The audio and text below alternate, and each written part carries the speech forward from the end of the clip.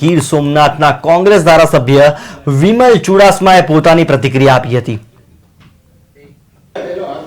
આજ રોજ વિધાનસભામાં ટૂંકી મુદતના પ્રશ્નોમાં કૃષિ વિભાગના મંત્રીને મેં પૂછવામાં આવેલું કે અતિવૃષ્ટિના કારણે ગીર સોમનાથ જિલ્લો, જૂનાગઢ જિલ્લો, પોરબંદર જિલ્લામાં અતિ ભારે વરસાદ પડવાના કારણે કૃષિ પાકોને નુકસાન થયું છે।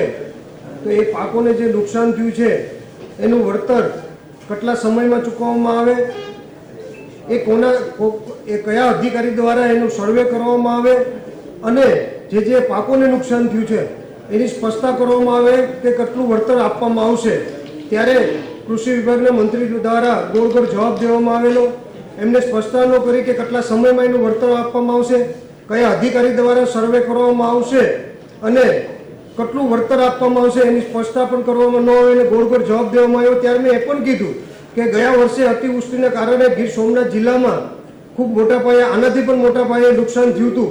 ત્યારે આપણા વિભાગ દ્વારા સર્વે કરવામાં આવેલું હતું પણ એક પણ વ્યક્તિને આજ દિન સુધી એની સહાય મળવામાં નથી આવી। તો ખાલી તમે સર્વે જ કરવાના છો કે ખેડૂતોને જે નુકસાન થયું છે એને વળતર પણ ચૂકવવાના છો?